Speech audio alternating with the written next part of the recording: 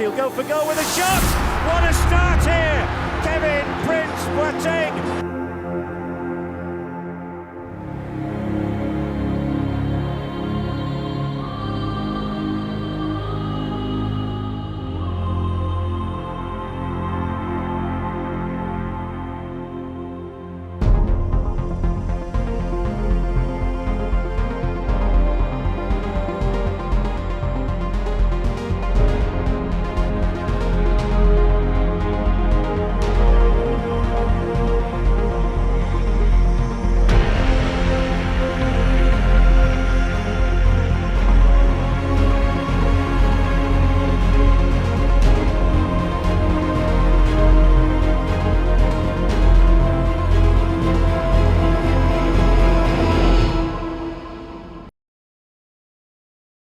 Tunisia, Morocco, Senegal, Ghana, and Cameroon.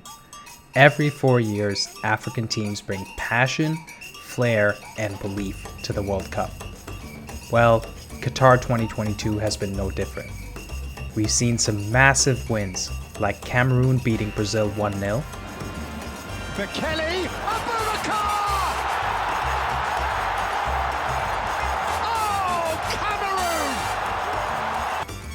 But that's not it. We've also seen Morocco become the first African side to finish top of their group since Nigeria in 1998. And 2022 is only the second time 2 African teams have made it out of the group stages. With all the excitement surrounding these 5 teams, one has to wonder, who is the best of them all? Well, sit tight, because in the next few minutes we will prove beyond doubt which of these teams will go down as one of the greatest African teams in World Cup history.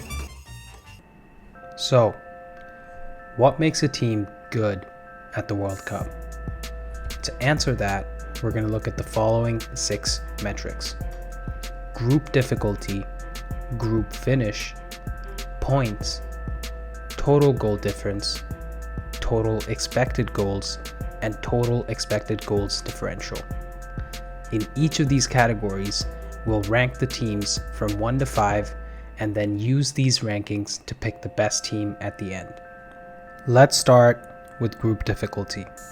We'll look at the average FIFA ranking of the 3 other teams in each respective group to determine which one was the most difficult. Tunisia had Denmark, Australia, and France for an average FIFA ranking of 17.3.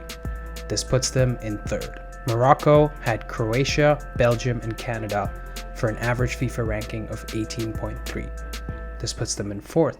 Senegal had Netherlands, Qatar, and Ecuador for an average FIFA ranking of 34, with by far the easiest group in 5th. Ghana had Portugal, South Korea, and Uruguay for an average ranking of 17.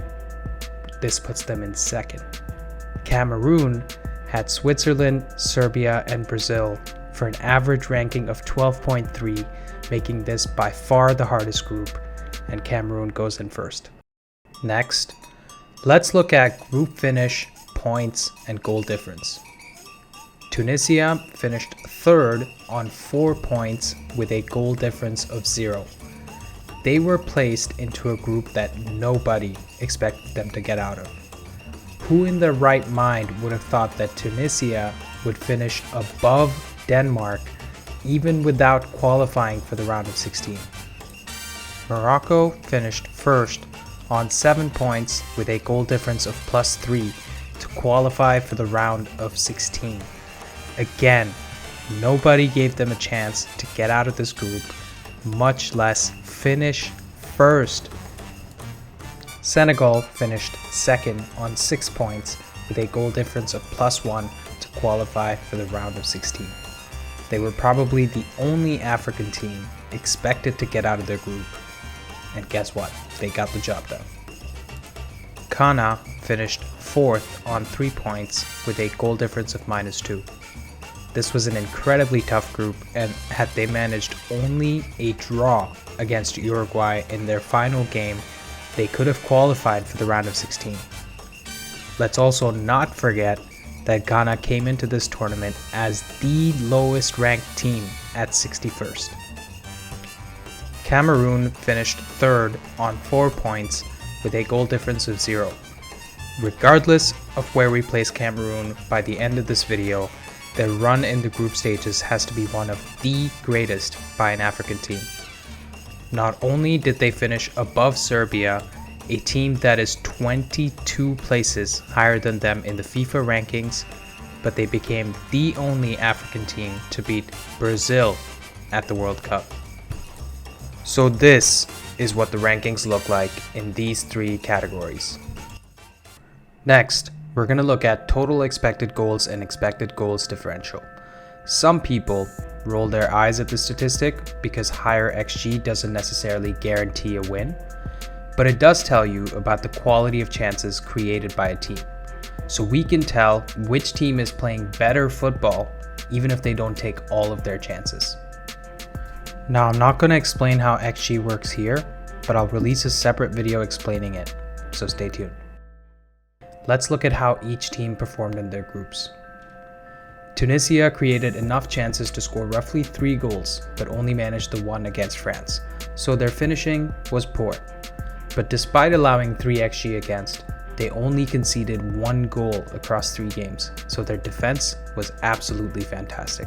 Morocco scored 4 goals and only conceded 1 in the group, so they took their chances well and defended like their lives depended on it. Senegal scored 5 goals and conceded 4, so they performed roughly at par with XG.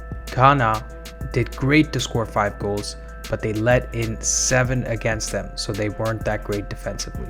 Cameroon slightly outperformed their XG to score a respectable 4 goals, but their defense is highly underrated because they only conceded 4 goals in the group. How they didn't concede against Brazil with all the chances they created is beyond me. So this is what the rankings look like in these 2 categories. Now that we've ranked the teams through the 6 categories, it's time to pick the best African team at Qatar 2022. We start with Ghana in 5th place. Even though they're at the bottom here, they have a lot to be proud of. They gave Portugal a tough opening match and had a memorable win against South Korea. Mohamed Kudus from Ajax was definitely their standout player, and he's going to get a move to a top club very soon.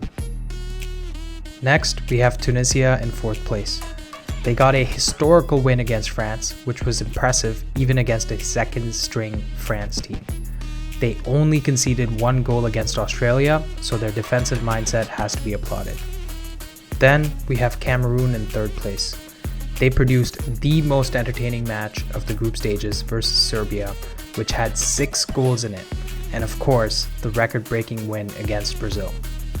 I don't know about you guys, but I'm looking forward to seeing Cameroon at the next World Cup. In 2nd place, we have Senegal.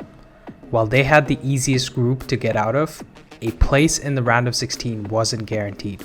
They had to get the job done versus Ecuador on the final day, and their main man, Koulibaly, got the winning goal. Ismail Assar was hands down their best player with 1 goal and 5 chances created across the group stages. He will be a real threat versus England in the round of 16. And finally, we have Morocco in 1st place. They absolutely dominated a group which had 2 heavyweights in Belgium and Croatia. Their defensive shape, attacking prowess, and mentality deserve massive praise. I think they are good enough to beat Spain on the counterattack in the round of 16. If they can pull it off, they can definitely beat either Portugal or Switzerland and become the first African team to reach the semifinals. So, do you guys think this version of Morocco or Senegal will be remembered as one of the greatest African teams in World Cup history? Please get in the comments with your thoughts, like and subscribe if you enjoyed, and I'll see you guys in the next one.